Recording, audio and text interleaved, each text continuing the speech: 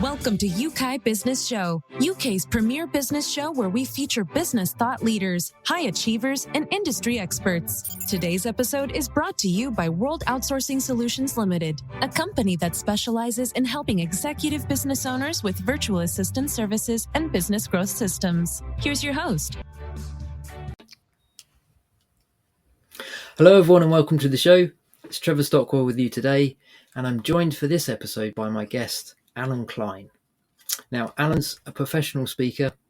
He's also the author of multiple books, all really good. His latest bestseller is called The Awe Factor, which we'll dig into a little bit as we chat. Allen helps audiences around the world to use humour and positivity to deal with the not so funny stuff of life and business. He understands the struggles both of being a business owner and a human being. And he's here to help us embrace or regain a positive outlook on life so we can navigate challenges better. I think we all need a good dose of that every now and again. So we're going to get inspired. Welcome to the show, Allen Klein.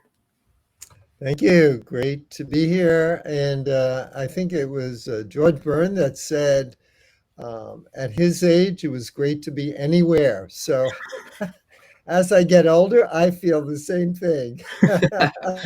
No, it's brilliant. It's great. A, you're still young, but also you've had some good experiences. You've had some good things you've overcome, so we can learn from it, and keen to hear what you've got to say and to help us really just, as I said, reframe maybe our perspective or just hear from a different avenue how to best navigate the tough stuff of life. Because it happens to us all, doesn't it? We can't foresee it all. Some of it's stuff we make up ourselves. We make mistakes, complicate things, create chaos for ourselves. Other times it just happens, which we can't predict, and we're not the cause of it, but we have to navigate through it. Maybe just to kick us off, because you've got quite a story and a journey that's brought you to where you are. Just enlighten us a little bit about some of your background and your journey so far. Well, I can lighten you up with this. Folks that can't see us, I have a little red clown nose on, but people get real serious about stuff. And one of the things when I was doing keynote speeches, everybody in the audience got one of these. And the stories I would get back of how they use this to open their staff meetings, just to keep it, started on a high note. Yeah. A mother said she'd wake her kids up in the morning wearing it because then they'd wake up, chuckling. And what happens when we're laughing and humor is we get a different perspective of stuff. Yeah. And that's why, people say, Allen, you've taught therapeutic humor for years. You wrote The Healing Power of Humor. Why is that so vital for you? And I think my reason is because we get to see a situation differently. Yeah. And if you're in business, if you could lighten up, you're happier being there. But I think people like it. Studies have shown that people that have a good sense of humor, other people like them better. So if you're running a business and you're lightening up and having a good time and it's rubbing off on other people are going to like you better and more apt to buy your product. So very important in business is to remember your sense of humor. Yeah, absolutely. Yeah. But you didn't always see the benefit of therapeutic humor from early on, did you? There was something that happened in your life which sort of directed your path in a slightly different way. Right. Totally. Actually, that thing that happened totally changed my life. I had my own business, a silkscreen business in San Francisco. My wife and I had been living in New York City where I was born. She was born in San Francisco. I always wanted to live here. We had moved here. We just got a Victorian house that we always wanted. And then we found out she had a rare liver disease, primary biliary cirrhosis. And we were told that she had 3 years to live. There was no liver transplants at the time. And so indeed, she did pass away 3 years after that. And it was a very difficult horrendous 3 years.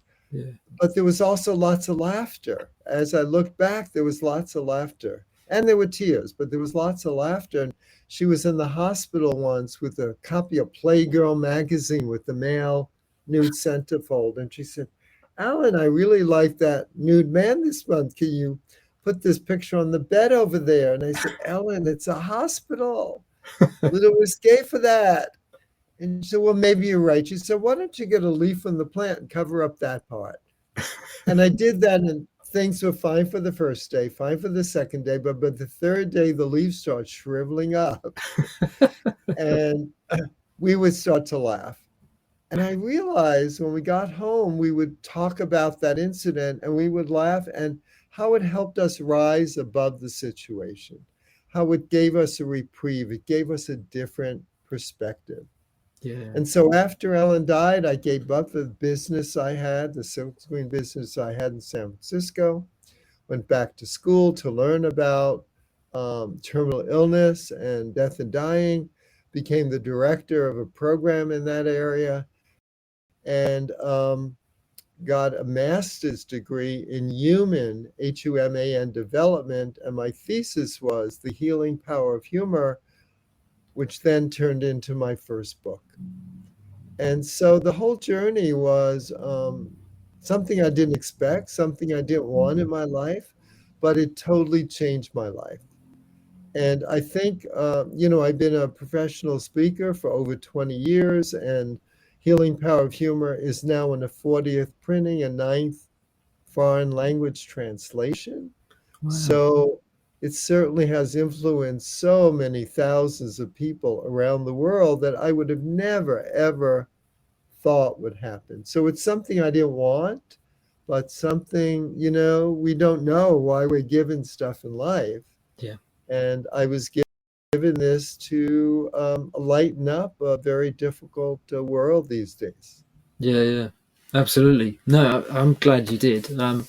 You're right. It helps the journey through the emotions, and whether it's a long journey through like a prolonged illness, or whether crisis, you lose a business or something like that. There's a passage of time usually where you have to travel through it. You can't just fast forward, get to the out of it. Right. You grow and you develop and you change through it. But yeah, humor in a way that is threaded amongst the sadness and everything else.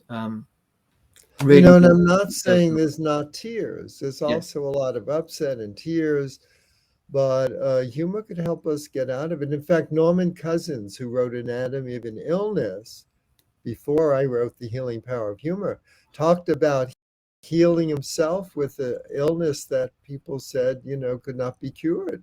And he did it by laughing a lot. And he documents it in that book. So,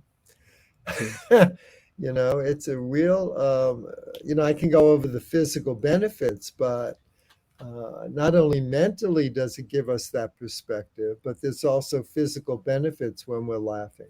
Yeah. And by the way, laughter and humor are really two different things. And often, like I just did, talk about them in one sentence. But just very basically, and whoever you ask in this field will probably give you a different definition, but mine is pretty simple, that when you see something funny or humorous, the humor, you start to laugh, which is the physical expression of seeing something humorous. Simple as that. Yeah, no, that's really good. It's easy when you're running a business to become too serious about everything you feel you need to do, or you have to get the team to make sure they stay on top of lots of different things. And I know you're a great believer about being passionate about something and following through on that, and we'll dig into that in a moment.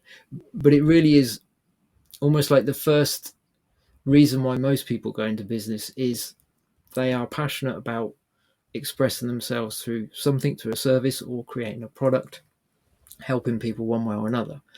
And then amongst all of the passion is the work, looking after everybody, make sure we've got everything done. And it's very easy on a day-to-day basis to get bogged down with the stuff that has to happen. You're right, the stuff of life.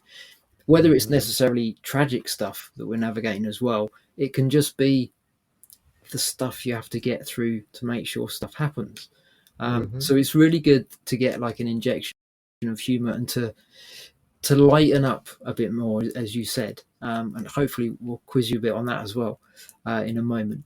But maybe just share a little bit about, we were chatting just before we started recording about how you got into public speaking. It was something that you were passionate about, but how did you overcome the obstacles into So when I went to school, college and even graduate school, I was afraid to raise my hand. I was so nervous about speaking in front of a group. So I would get good marks on tests, but often if the teacher or professor wrote some comments, it would be, well, Alan never participates in the class because I was so nervous to speak. And then, my wife, as I said, died, and I was really passionate about sharing how therapeutic humor could help us heal.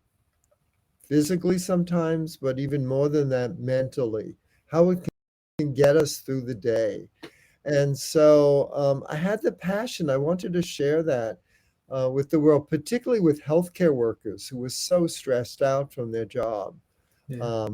And hospice workers. I wanted to share that with them. And so I started to speak, and my nervousness, I started, and this is a good tip for businessmen. If you're nervous about getting up speaking, focus on your material. Don't focus so much on yourself. Focus on your material. And so doing that, I was still nervous. But I was able to get up. I think the biggest audience I had was 1,500 people at the Grand Ole Opry in Tennessee. So but if I had the passion, I needed to share this with the world. And in doing so, I didn't realize that till much later, that I was honoring my wife. I was kind of dedicating what I was doing to the lesson I learned from her, because we always laughed a lot together. And when things weren't going, even at our wedding, we were so nervous. And usually the bride and groom cut the cake and they feed it to each other. Well, she was always so playful. She put the piece of cake on top of my head. And we started to laugh, and suddenly we weren't nervous. We were like playing around and forget what you're supposed to do. We were having fun. And so even looking back then, I realized we always laughed, we always played together. And so I was kind of moving her message out into the world. And so it was honoring her that way. But it was the passion that got me through flights that were canceled and delayed, and I couldn't get to the speech, and made it 15 minutes before I was supposed to go on and stuff like that. It was that passion, and because I was always afraid of speaking in front of people, I would always think something higher up is guiding me. I don't know how your listeners feel about higher power, but that was my belief, that something high, because that I was chosen to do this. Because I thought, how could I do this? I don't have this great booming voice. I'm not particularly funny, but I had this message that people were relating to. And often in my workshops, I would tell my story, and people would come up to me at the end and say, my son was killed 2 years ago, and I have not laughed for 2 years until today. Thank you so much for coming here. Wow. So just helping people, the passion and getting there and helping people is what propelled me forward. Yeah, that's really good. And focus on the material as well. I think that's a good tip as well. Just get your mind off yourself. Focus on what is it I want to give to people when I speak. Yeah, that's really good. And you've done TEDx as well, haven't you? Did a TEDx talk a few years back. Yeah, the TEDx I realized that I often achieve my goals by the power of intention.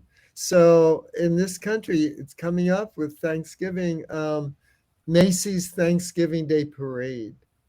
And when I worked at CBS, I designed Captain Kangaroo. And every Thanksgiving, I would have to do a set for the show because Captain was the MC of the parade.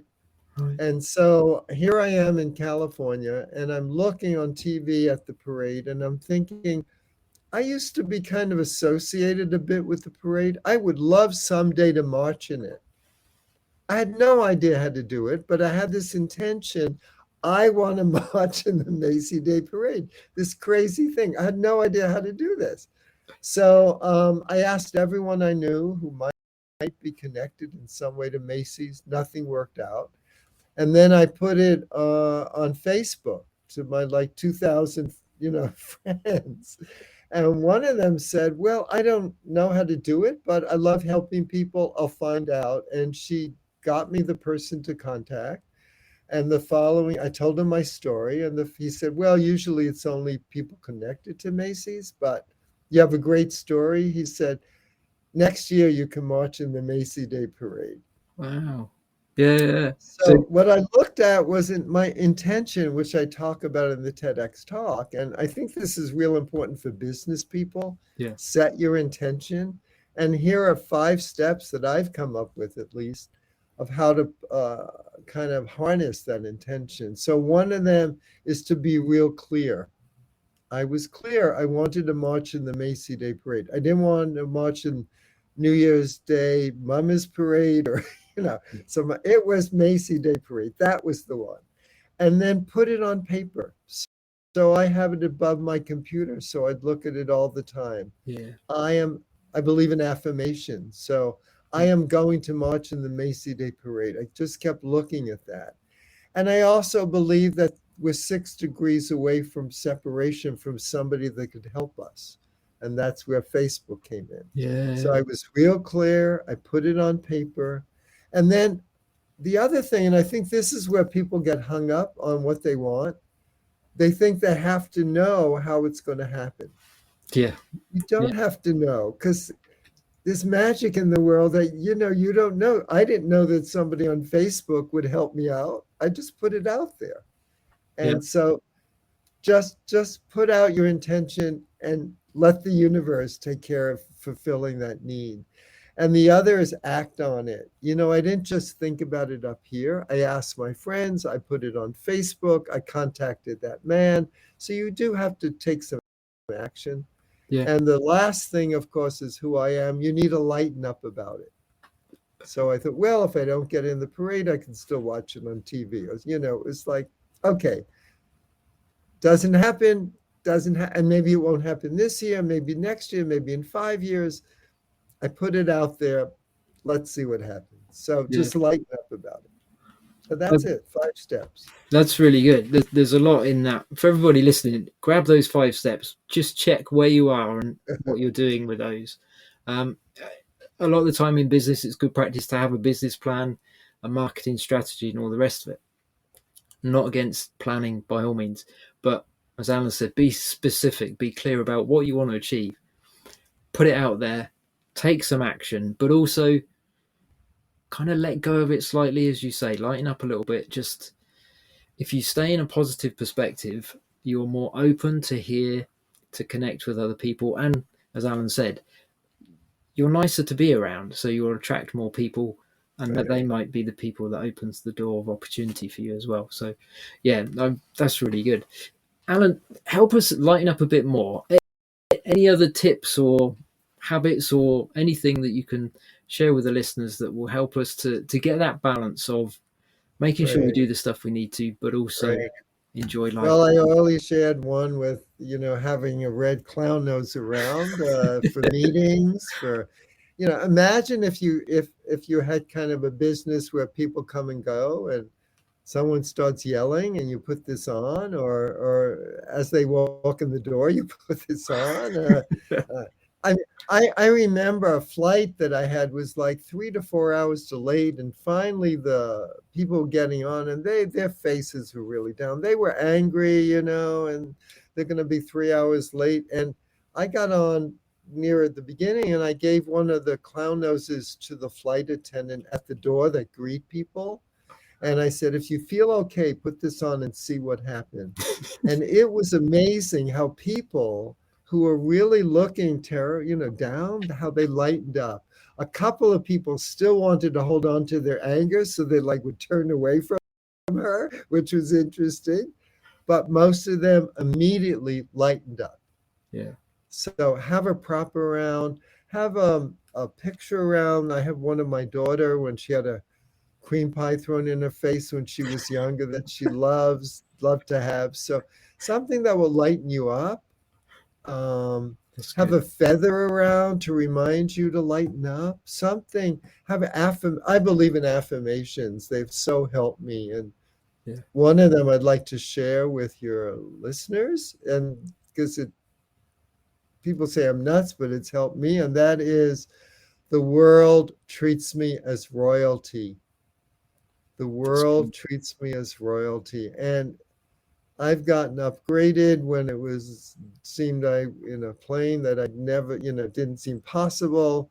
I find money on the street all the time. I found $100 bill a couple of years ago in the gutter. No. And I attribute it to just, the world treating me as royalty wherever I go. And if it doesn't, those words, so what? I've said them, Yeah. It's a lot more constructive than just cussing or saying something negative about, nothing good ever happens to me or something like that. Totally agree with where you're coming from. It comes back to a lot of what you say repeatedly and what you put before your eyes. Like you say, you have the little message of something that you want to be intentional about. That all keeps your mind and your thoughts focused on what is it that I actually want to do, what I want to achieve, what I'd like to see, how I'd like to be treated. And it does affect who we are inside, which then has the outwork in how we act and how we connect with other people as well, doesn't it? So powerful stuff. And I'm from California, so some people think, it's woo-woo thinking, but the world is full of energy. I mean, the moon changes the oceans, the high tide and the low tide every single day, right? Yeah. So there's energy floating around all around us. And I believe we're tapping into that energy. And why not do it? It certainly doesn't hurt doing it. So, yeah. It's almost like if you flip it around and you're always thinking negatively, you're always speaking negatively, you always have negative things in front of you, that has a negative effect, doesn't it? So it's almost, in some ways, it's easier for us to believe it will work negatively but not positively, and that doesn't make sense. So you're right. It's like it works for the people that work it, and for people that believe it doesn't work, they're right, it doesn't work for them. There's balance. I know some people take it to extremes and stuff, but the principle is there. We are creative beings, aren't we? So we need some sort of material to use to create our futures, to create the actions and behaviors that we take. And to create the life you want. Definitely. Don't let anyone else say. I've had so many people say, well, I wanted to write that book. Well, sorry, you didn't do it. Yeah. Sit down and write it. Yeah, absolutely. Yeah. This is brilliant stuff. I'm loving this. Tell us a bit about the awe factor. What's involved? So the awe factor, that's my latest book. The Healing Power of Humor was my first book. So what I started to see, being positive, was awe in the very smallest things, awe and wonder. And for me, awe and wonder, and I have an acronym I came up with for the word awe, AWE. It's a wow experience. So whenever you say wow, whenever you look at something and get goosebumps, whenever your hair stands up, not mine because I'm bald, but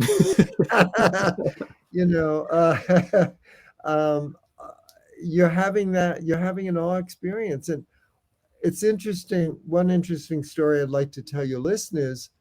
because we think awe has to be this, we have to go to in this country, the Grand Canyon, Yeah. or Niagara Falls or some major thing, and we don't. Awe is all around us, and the new studies is showing how it could help us be happier and healthier. Yeah. So even the smallest thing can bring on. I want to illustrate that.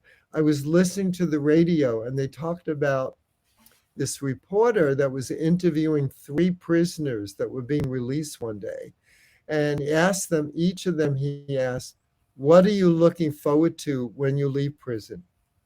And the first one said, "I'm looking forward to hugging my family. I haven't been able to do that in over 10 years."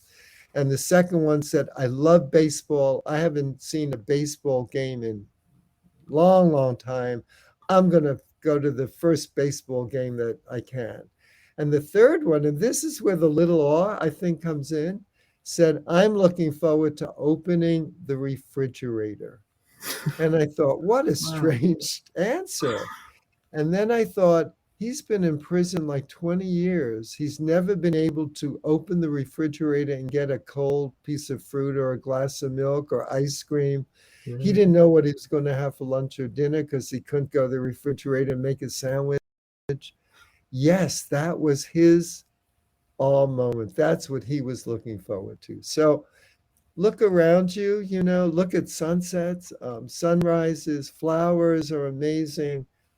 There is just awe. Look in somebody's eyes, listen to a baby's laughter. There is awe. And I don't want to go into I can go into the research, but we don't have time. It's in the book.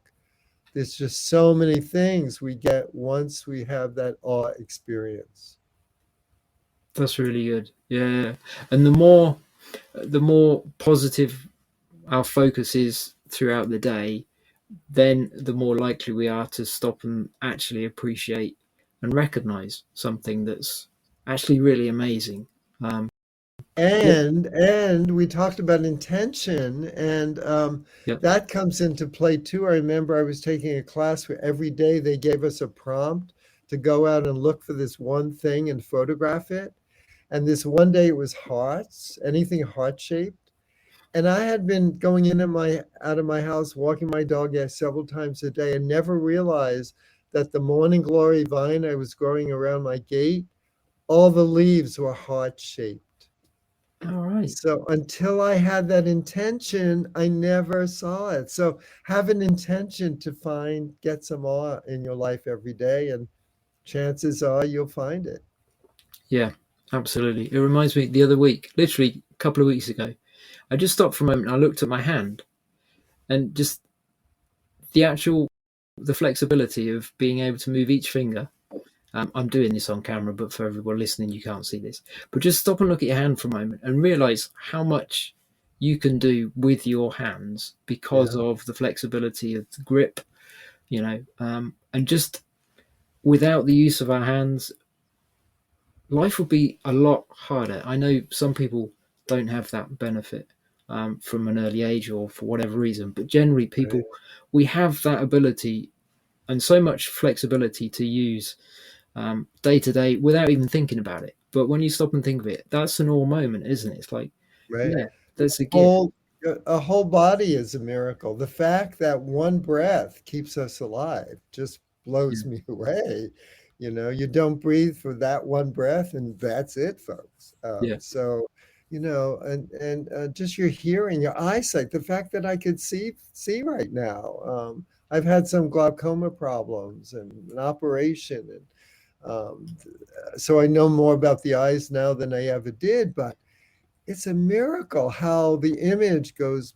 I don't know exactly, but it goes back and then it goes to the brain and yeah, it's upside down or something, and then our brain turns it the other way. And yeah, come on, folks, is that not a miracle? Is that not an awe thing yeah, to honor? Yes. absolutely. Yeah. And we can miss it every day, can't we? We can get so caught up with the stresses of this needs to happen, haven't done this, what's the next strategy, what's the next thing I need to do, without pausing and just, yeah, taking a moment and realizing what a gift we have. And also, I think it ties in well with gratitude. I'm a big believer that being thankful about things, acknowledging good things, all helps to build positivity, keeps your outlook in a good way.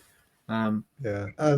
Interesting. We didn't talk about this before, that we talk about gratitude, but particularly for people in business, because what I have found, and it could be the small little things you're grateful for, but what I have found is the more I am grateful for stuff in my life, the more stuff comes into my life for which to be grateful.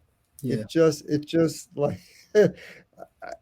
it's like this circle. So if you're grateful for something, chances are there'll be more stuff to be grateful for. Yeah. And so in business, the little things, that you're in business, that you have customers, that whatever it is, that you're passionate about this, that you're helping people, whatever it is in your business, being grateful for that. Yeah. Yeah. And grateful for every client that you have to serve, to help, to sell to as well. Yeah. Because for most products and services, there's more than one place you can get that, but they've chosen to buy with you, to order your service, whatever it is. It's being thankful and grateful for that. So yeah, that's good. All helps with appreciation and treating them better as well, doesn't it? Rather than taking them for granted. So Yeah. lots of wisdom in our discussion. Really helpful, really practical stuff. Yeah, lots of takeaways I can just think off the top of my head. For me, the key thing is just having that awareness of just injecting a bit of humor every now and again, make it more lighthearted. I can be very focused, very intense, very serious when I'm concentrating on what I do. I enjoy life. I would say generally I'm a positive person. I think most people around me would agree. But even then, do I laugh as much as I'd like to, or as much as I could? No, probably not. But I'm going to take your advice. I'm going to look for opportunities just to sow a bit more humor. Maybe I'll get one of those clown noses as well. Just wear it every now and again. What if we all started our business meetings wearing, masks, clown faces, or something like that, just to lighten the mood to start with? We wouldn't need icebreakers, would we, so much? That would be really good. Yeah.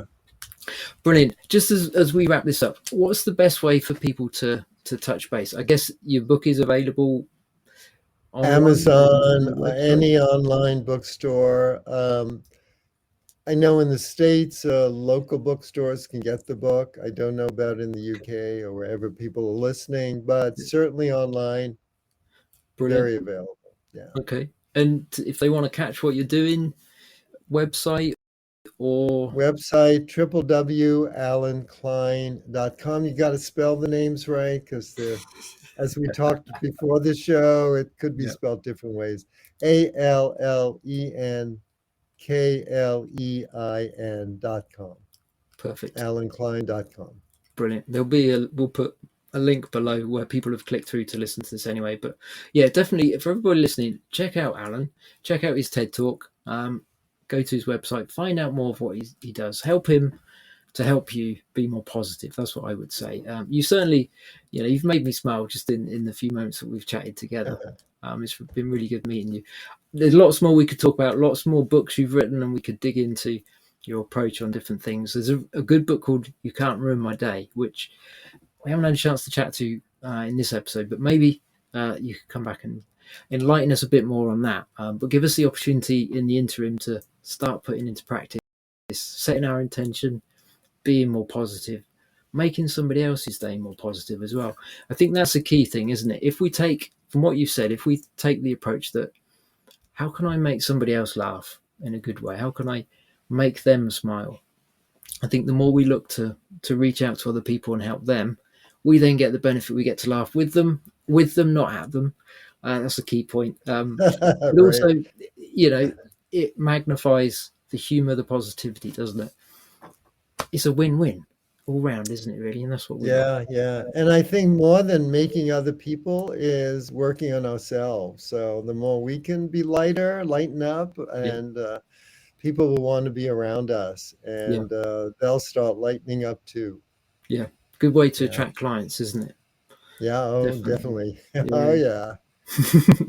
Brilliant. Yeah. One other thing, if I can leave people with, a tip is deliver more than you promised. I noticed when I was a keynote speaker, I would always try to go out of my way to make sure that the meeting was, top notch. And so this is a key. I had many examples, but here was one.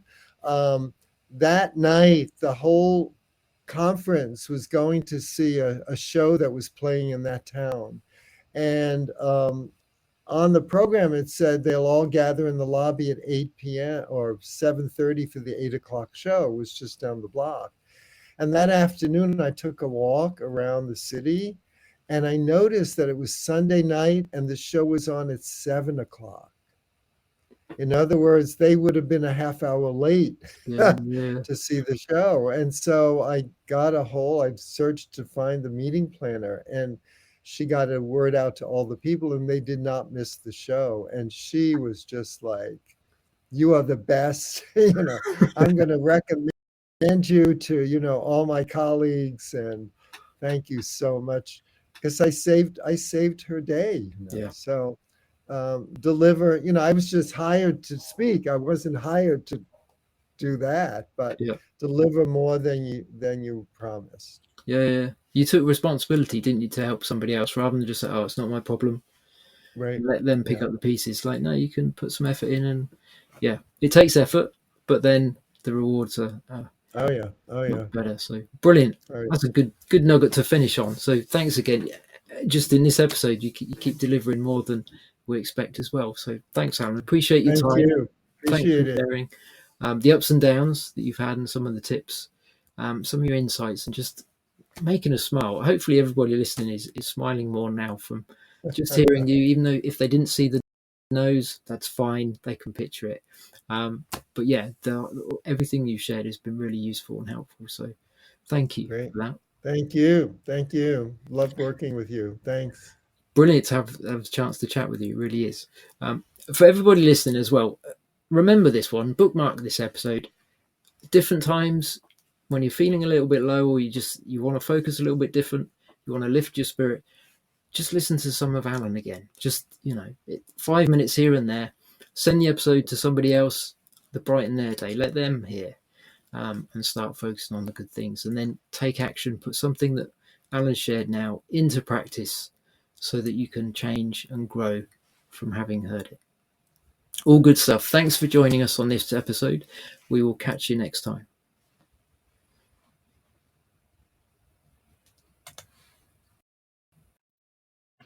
Thank you for listening to Yeukai Business Show. We will be back to bring you more episodes with success stories and advice straight from the experts. Want more? Check out www.yukaibusinessshow.com. Get your free trial of our virtual assistant service today. Just visit www.worldoutsourcingsolutions.com. Quote WOS18, or send us an email at support@worldoutsourcingsolutions.com.